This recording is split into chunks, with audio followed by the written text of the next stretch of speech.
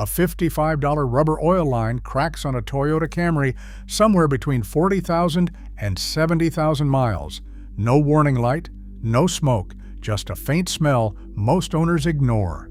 Weeks later, the repair bill hits $4,300. That's one of 7 hidden failures lurking inside some of the most trusted Japanese engines ever built. And nearly all of them start with a symptom you would never think twice about. A faint oil smell inside the cabin is easy to dismiss, but for thousands of Camry owners, that's where disaster starts. Under the hood, a short length of rubber oil line runs from the engine's pump to the filter housing. Over time, sometimes as early as 40,000 miles, the rubber hardens, cracks, and starts to seep oil. Heat from the exhaust manifold accelerates the breakdown, especially in city traffic where stop-and-go driving keeps temperatures high. Most owners never notice anything more than a slight odor, maybe a tiny oil spot under the car. But the real danger is hidden. Oil dripping onto hot metal can ignite, or worse, starve the engine of lubrication without warning. A quick ultraviolet dye test, costing around $45, can reveal even the smallest leak in seconds. Technicians recommend tracing along the hose with an ultraviolet lamp, looking for glowing streaks that signal trouble. If a crack is found, waiting even a week can turn a hose replacement that costs $55 into an engine overhaul that costs $4,300.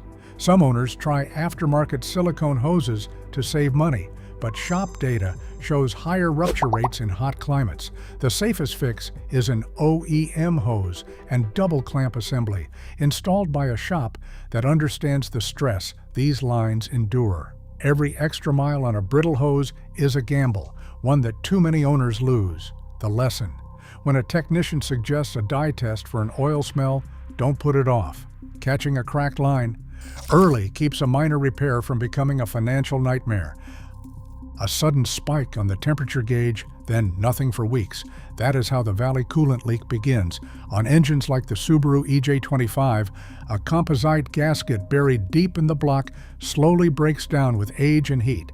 As early as 60,000 miles, this hidden seam allows coolant to creep into the engine valley, where it quietly pools out of sight. The first sign might be a low coolant warning that comes and goes, or just a faint drop in the reservoir that is easy to blame on normal evaporation. But inside the engine, every drop of leaked coolant mixes with oil, turning it milky and corrosive. Left unchecked, this contamination eats away at bearings and cylinder walls. Shops have learned to use a borescope, threading a camera into the valley to catch the telltale film of coolant before disaster strikes. One technician's footage shows a silvery sheen coating the block, revealing the leak long before the head gasket fails.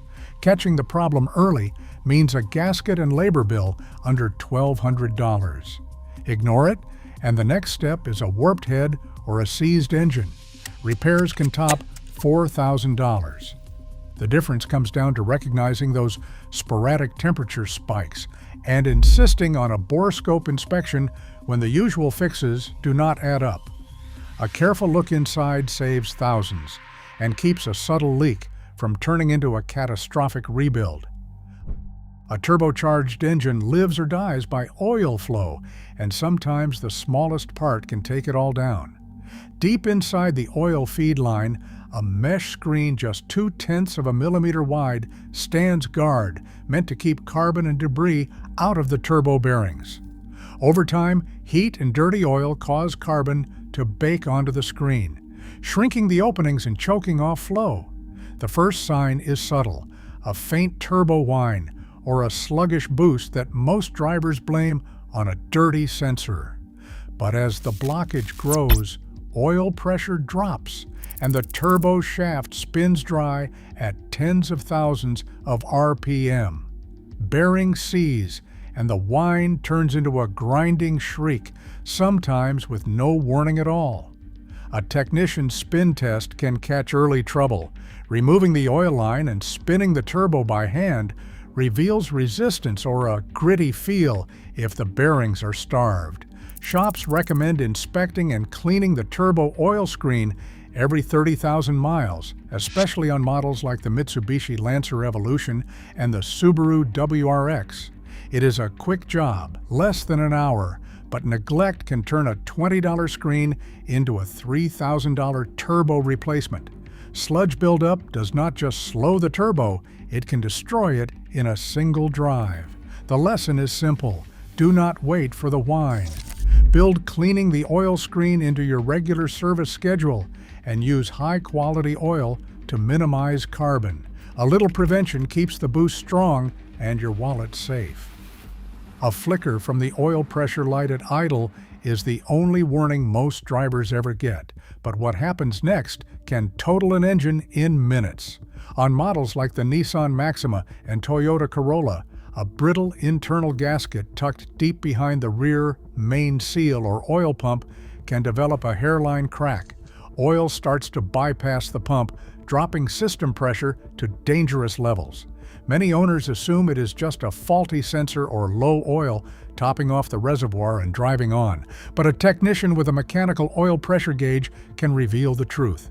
If pressure dips below 10 pounds per square inch at idle, especially when the engine is warm, the bearings are already at risk. Gasket material in these engines is known to harden and shrink after 70 to 100,000 miles, especially with frequent stop-and-go driving. The fix itself is simple: a $45 original equipment manufacturer gasket and a couple hours of labor.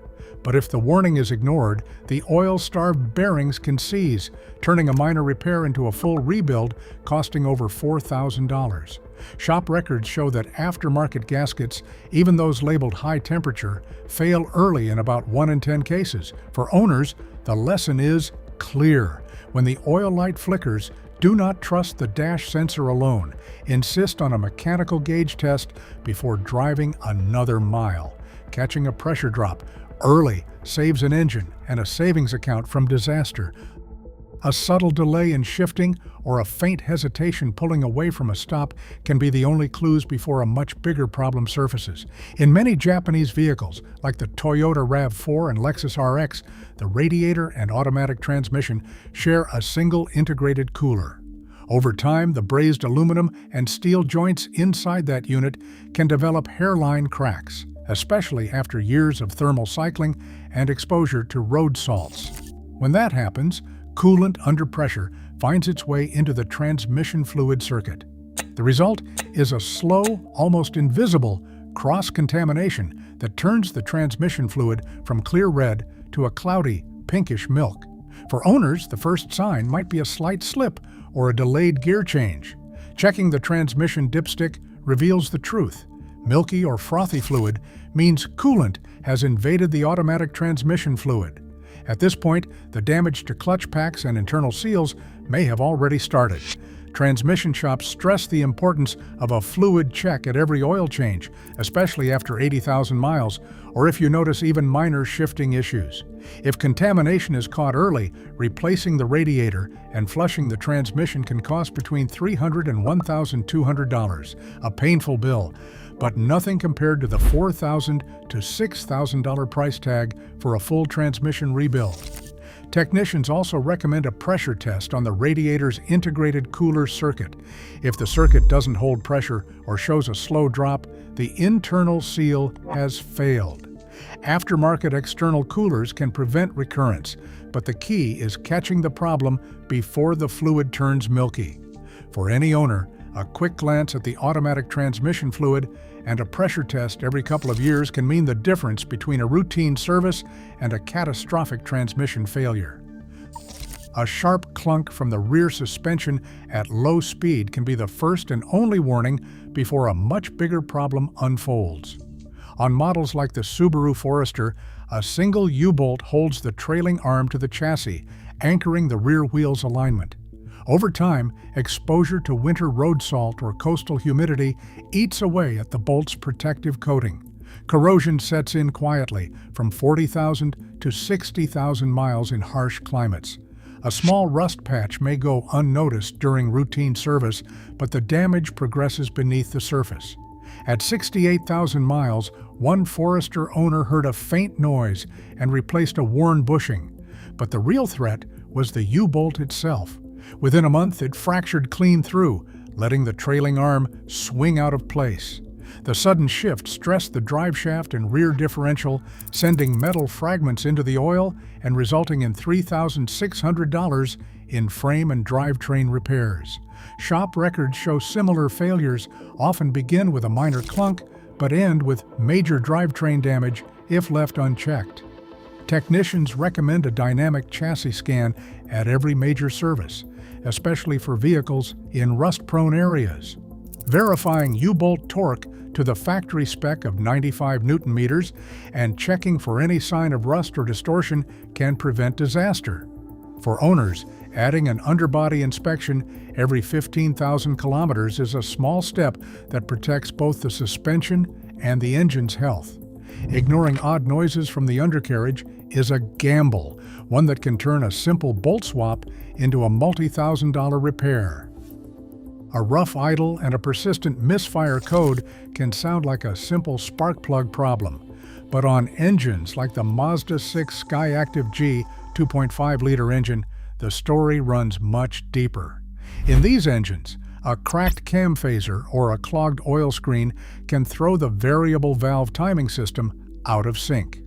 The result is not just a check engine light, it's a slow drift in camshaft phase that quietly sabotages combustion, fuel delivery, and even the catalytic converter.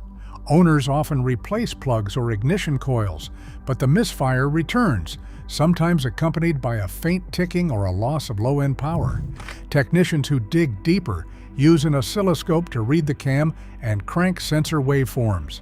On a healthy engine, the trace is smooth and predictable, but when the cam phaser starts to drift, the scope reveals a lag, sometimes just 15 to 30 milliseconds, that grows over time. This delay confuses the ECU, causing fuel trims to climb and idle quality to drop. An injector flow test often shows one or more injectors running rich, trying to compensate for the mistimed valve events. The real fix means opening up the timing cover and inspecting the actuator. If the phaser is cracked or the oil screen is clogged with carbon, oil flow drops and the actuator cannot hold position. Replacing the phaser and cleaning or swapping the oil screen restores timing control, but shop records show that waiting too long can scar the cam journals or even overheat the catalytic converter, pushing repair costs past $1,200. For owners, the lesson is clear. When a misfire will not go away, demand a scope test and a fuel system check before swapping more parts. Catching a drifting cam phaser early can mean the difference between a quick repair and a full engine rebuild. Today, a faint drip or a brief stumble at idle can signal thousands in hidden damage. In a market where even minor neglect turns into major expense, vigilance is your best defense. The next warning sign might be quiet, but the bill never is. Stay sharp and protect your investment.